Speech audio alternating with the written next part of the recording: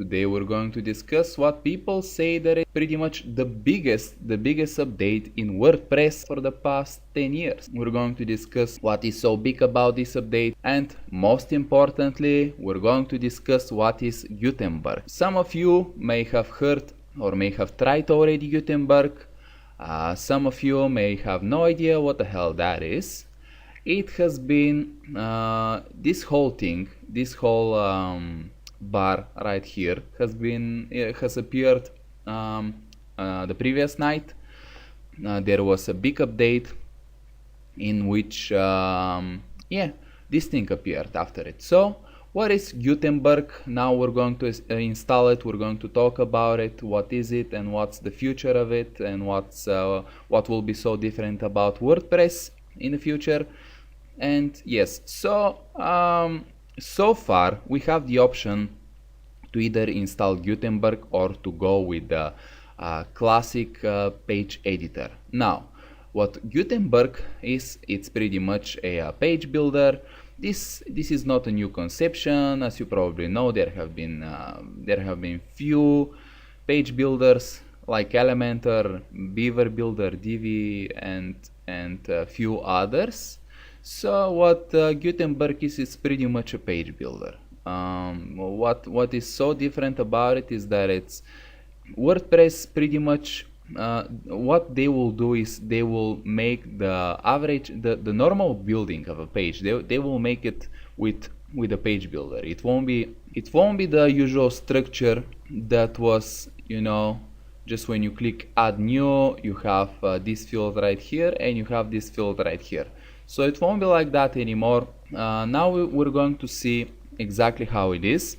Now, before I start, I gotta say, right now you still have the option to either install Gutenberg or to remain with the classic editor. Now, soon you won't have this option and the classic editor will not be available. I highly recommend you go with Gutenberg now and get used to it. I'm going to install it. It's for good to kind of get used to it. It will be a big change. It will be kind of uncomfortable in the beginning, just like everything that it's so different from the previous state. But yeah, we're going to create now a page with Gutenberg. For those who have worked with page builders, it may be kind of familiar to you. Now I gotta say, this is the first time ever in which I'm touching Gutenberg. I have watched some videos about it, but I don't really know how it works. So this is where you place the title. Pretty standard so far. Now here we have something like this is probably like an image with text inside. We can do that. I have no idea how that happened. Okay, so we can move it on the left, we can move it on the right, we can move it in the middle. I mean, this whole block. Yeah, here it says that it's a block. However, I wanna actually start with completely new page. Now, since I just installed Gutenberg, now we'll probably start with the new vision. Yes, exactly. Now, first I will minimize the SEO, Yoast SEO thing. We just start the page with with the usual stuff. Page title. Oh my gosh, how creative I am. Gutenberg page. I don't know if this is how you write Gutenberg, but we'll go with this. Now here is where you write the text. Some random text. Now let's see what else can we do. We probably can. How do I drag stuff? By the way, before that, let's just click publish and see how it looks so far. So pretty standard. What's interesting is that we're having the standard header. This is just a title and a text, but we still have the usual header. So documents, let's see, featured image. This isn't something new.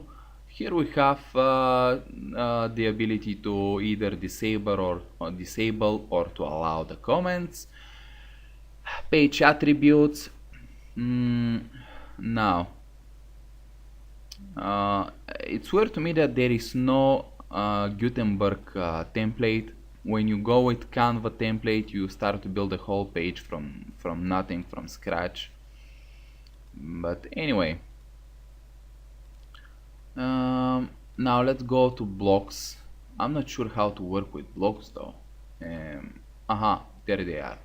So okay, let's go with common blocks. So we can go with audio. Is it drag and drop? I think it's not. No, it's not drag and drop, by the way, which is, I don't really like the fact that it's not drag and drop, but yeah, so we're going to, here we have the ability to add some kind of music, either a link from radio or from YouTube or something like that. Now, what else do we have? We have paragraph. This is pretty much text.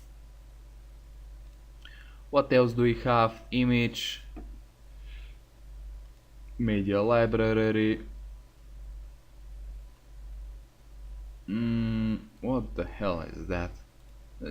Act like you sound nothing, okay? You sound nothing. Here, how about this kitty?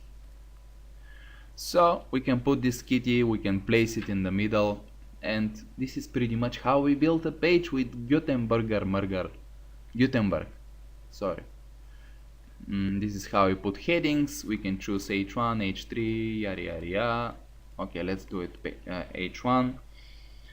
Cute little tiny cat in a cup. Okay, we're ready with this too. Let's see what else do we have. We have a bullet list. I'm used to doing it drag and drop on Elementor. So number 1, number 2, number 3. Okay, so this is how we do bullets. We can pick cover image. Now, what is common blocks and what is formatting? So we can put code, which is very nice. Oh my gosh, that's super cool, because it will give so many possibilities if you can add code in a page. I think this is one of the best blocks that we have, because it will give you so many opportunities, so many possibilities. Now we have something called verse. What is verse? What is verse? I have no clue. But anyway, what else do we have? We have 11 many unupdated plugins. This is what we have. Let's see. Embeds. Now this is something that is very interesting to me. You can embed so many things. It's very obvious that they have put a lot of work into this. You can embed Facebook, Instagram, WordPress, SoundCloud, Spotify, Flickr, Blickr, Animoto, Narigoto, whatever, many things. And yeah, you can all embed those things. This is such a cool feature. I think in some ways Gutenberg is better than Elementor and the other page builders. Sure, not completely, not yet. It's just the beginning now. But I wonder what all of this will mean for the page builders, because this is how they make their money. Like this is their business. And now suddenly WordPress is launching their own page builder, and it's telling to all users, okay, now you're using this. It's very weird. It's very weird how Gutenberg and the other page builders will kind of work out together. Yeah. Oh, we can put button. That's awesome, man. We can edit the text very easily. Button. That's great though. That's fantastic. We can change the style.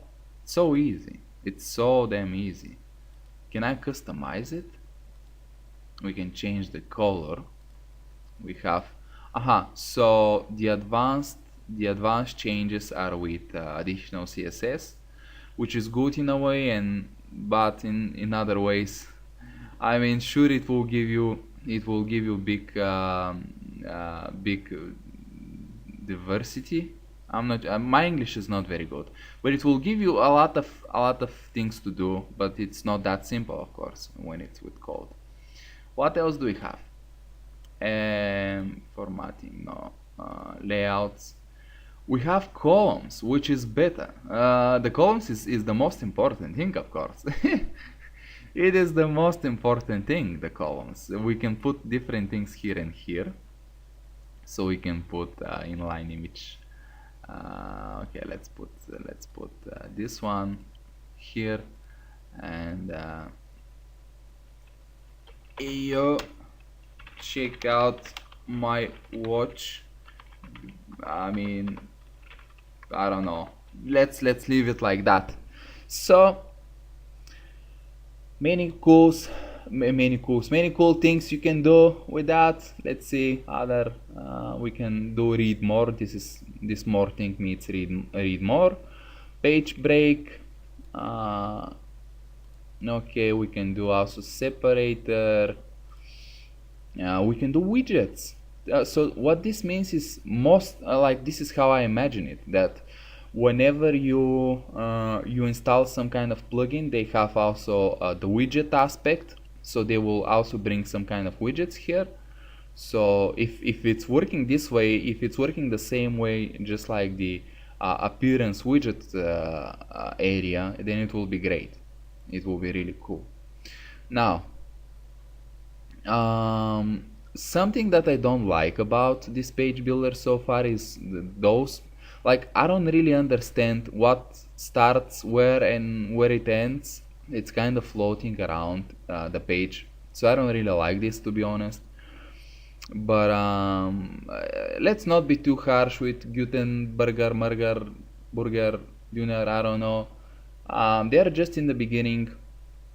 Overall, I think that actually let's update. Overall, I think that it's a great update. I think it's very revolutionary.